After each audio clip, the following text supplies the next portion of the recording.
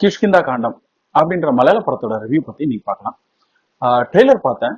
அதுல வந்து ஒரு ரிசர்வ் ஃபாரஸ்ட், அதுக்கு நடுவில் ஒரு வீடு, அந்த வீட்டுல 3 வினோதமான மனிதர்கள்.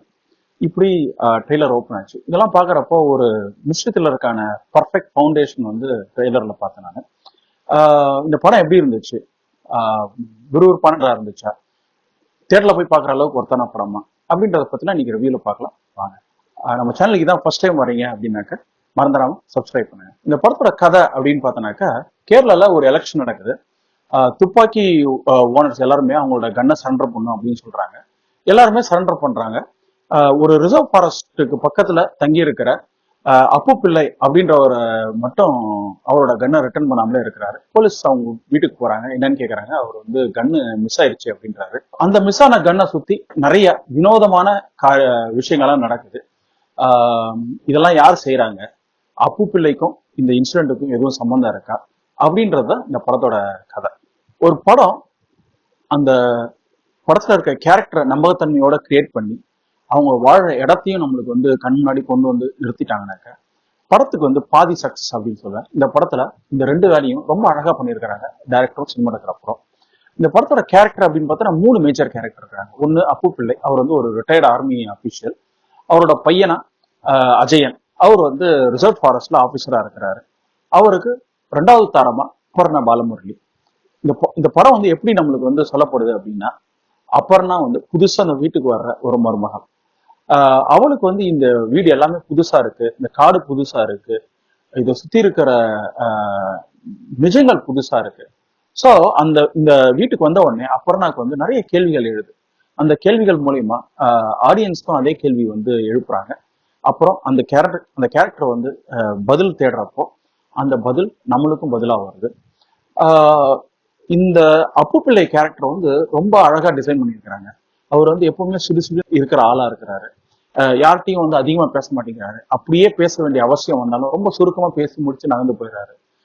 அவங்க பையனை வந்து ரொம்ப ஒரு சில இடங்கள்ல கடுகடுன்னு கூட அவன் பையன் கிட்ட இருக்கிறாரு. ஆனா அந்த பையன் பாத்தீங்கன்னாக்க அவங்க அப்பா எவ்வளவு கடுகடுன்னு இருந்தாலும் அவன் வந்து அவனுக்கு அவங்க அப்பாவுக்கு செய்ய வேண்டிய வேலையை செஞ்சுட்டு இருக்கிறான். அது இல்லாம அவனோட ஃபாரஸ்ட் ஆபீசர் வேலையும் செஞ்சுட்டு இருக்கிறான்.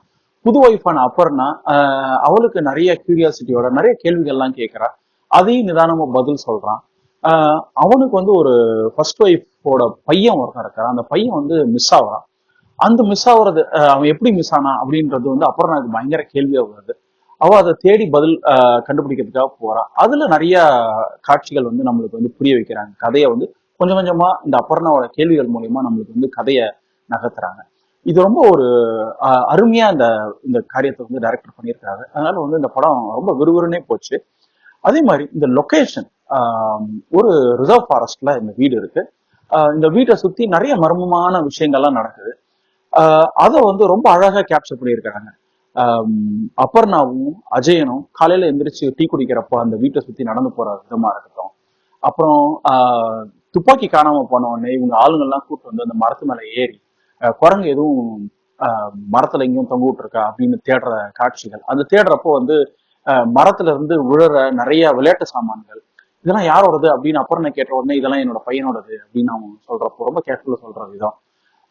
அது இல்லாம அப்போ அந்த காட்டிலேயே வந்து ஒரு சாராய காய்ச்சல் ஒருத்தர் இருக்கிறாரு.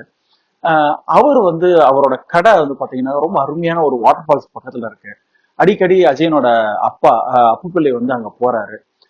அதை வந்து ரொம்ப அழகா காமிக்கிறாங்க. அது இல்லாம இந்த காட்டுல நிறைய வினோதமான விஷயங்கள் நடக்குது.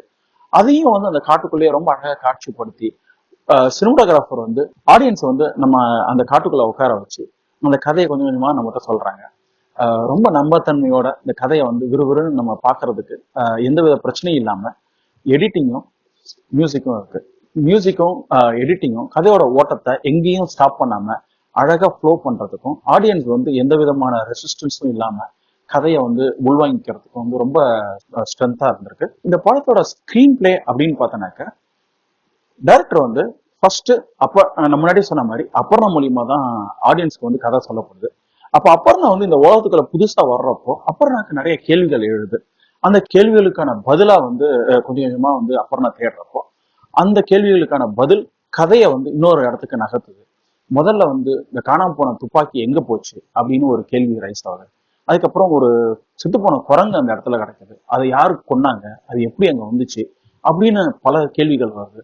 அப்புறம் கொஞ்ச நாளுக்கு அப்புறம் அபர்ணாக்கு வந்து அஜயனோட பையன் காணாம போன விஷயம் தெரிய வருது. ஸோ இதை வந்து யாருக்கு தெரியும் அப்படின்னு அவ வந்து தேட ஆரம்பிக்கிறா.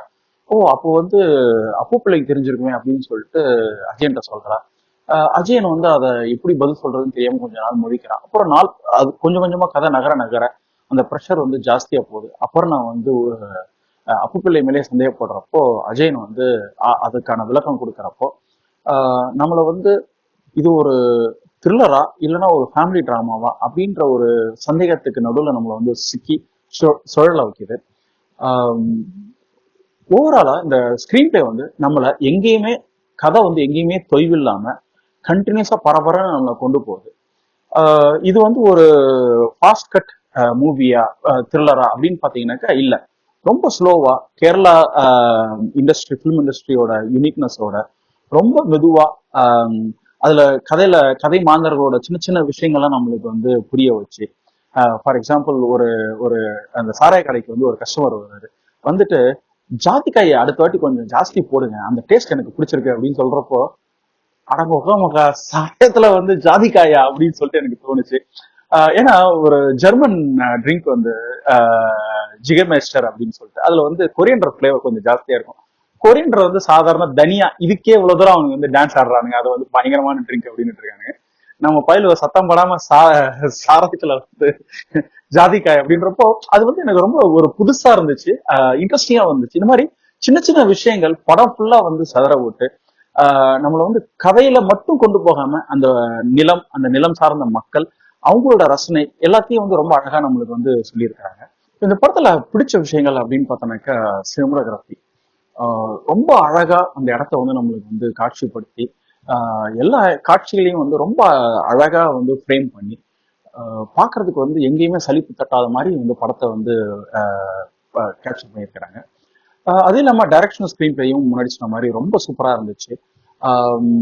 இந்த படத்துல வந்து ஒவ்வொரு கேரக்டரும் வித்தியாசமா இருந்துச்சு. நான் முதல்ல பாக்குறப்போ வந்து அஜயனோட கேரக்டர் தான் வந்து ஹீரோ அப்படின்னு நான் நினைச்சிட்டு இருந்தேன். ஆனா கொஞ்சமா கதை நகரப்போ அப்பு பிள்ளை கேரக்டர் தான் அந்த படத்தை தாங்கி பிடிக்குது அப்படின்ற மாதிரி எனக்கு வந்து புரிய ஆரம்பிச்சது.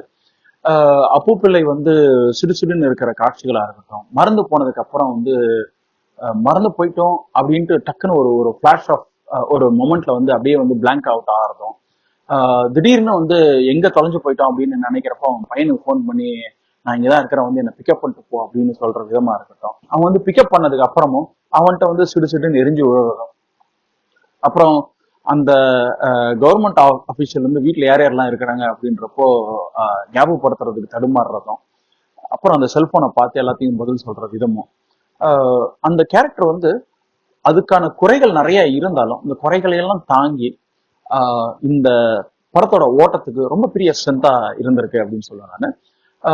ஆசிப் அலியும் அபர்ணாவும் ரொம்ப சட்டிலா வந்து அண்டர் பிளே பண்ணியிருக்கிறாங்க இந்த படத்துல.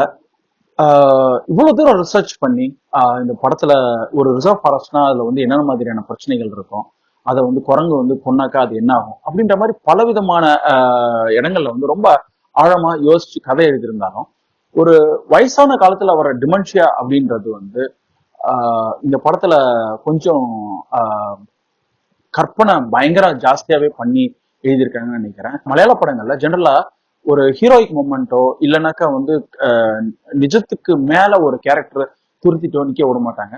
ஆனா இந்த படத்துல ஒரு வயசான கேரக்டரோட டிமென்ஷியாவை கொஞ்சம் ரியலிசம்க்கு மேல அதை வந்து ரொம்ப கற்பனையோட கலந்து சொல்ல முற்பட்டிருக்காங்களோ அப்படின்னு தோணுச்சு. ஏன்னா அவர் வந்து அவரோட டே டு டே லைஃப் எல்லாத்தையும் யார் யாரெல்லாம் வர்றாங்க அவங்கள பத்திலாம் ஒரு டைரி நோட்ஸ் எழுதி வச்சு அதை வந்து சிஸ்டமேட்டிக்கா பார்த்து அதை வந்து புரிஞ்சு ஒவ்வொருத்தரையும் வந்து அவர் வந்து ஜட்ஜ் பண்ற விதம் வந்து ரொம்ப ஆர்டிபிஷியலா இருந்துச்சு. அது தவிர்த்து இந்த படம் வந்து ரொம்ப அழகா சொல்லப்பட்டிருக்கு. சரி அனிபால், இந்த படத்தை தேட்டர்ல போய் பார்க்கலாமா வேணாமா அப்படின்னு கேட்டீங்கன்னாக்க இந்த படத்துல ரொம்ப முக்கியமான விஷயம் அந்த கதை நடக்கிற லொகேஷன். அதை வந்து சினிமோகிராஃபி ரொம்ப அழகா கேப்சர் பண்ணியிருக்காங்க. அது இல்லாம இந்த படத்தோட டைரக்டர் வந்து அழகா கேரக்டர் எல்லாத்தையும் டெவலப் பண்ணி ஒரு விறுவிறுப்பான கதையை ஒரு ரெண்டு மணி நேரத்துல நம்மளுக்கு வந்து எங்கேயுமே வந்து லேக் ஆகாம ரொம்ப அழகா சொல்லியிருக்கிறாரு. அப்பு பிள்ளையோட பர்ஃபார்மன்ஸ் வந்து ரொம்ப சூப்பரா இருந்துச்சு. நம்மளுக்கு வந்து படம் பார்க்கறப்போ யார் ஹீரோ, யாரு செகண்ட் ஃபிடில் அப்படின்றது நம்மளுக்கு தெரியவே தெரியாது. ஆனா படம் முடிஞ்சதுக்கு அப்புறம் தான் நம்மளுக்கு வந்து அப்பு பிள்ளை தான் இந்த படத்தோட ஹீரோவோ அப்படின்ற மாதிரி ஒரு கேள்வி ரைஸ் ஆகி, அப்புறம் கொஞ்ச நேரத்துக்கு அப்புறம் ஆமால அப்படின்னு நம்மளை சொல்ல வைக்கிறாங்க.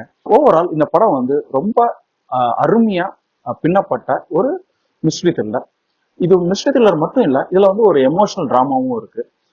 இது எல்லாத்தையும் தியேட்டர்ல போய் பார்த்து நீங்க ரசிச்சு என்ஜாய் பண்ணுவீங்க அப்படின்னு நினைக்கிறேன். டைம் கிடைச்சதுன்னா அவசியமா அந்த படத்தை தியேட்டர்ல போய் பாருங்க. இந்த ரிவ்யூ உங்களுக்கு பிடிச்சிருந்தனாக்கா லைக் பண்ணுங்க, ஷேர் பண்ணுங்க, சப்ஸ்கிரைப் பண்ணுங்க.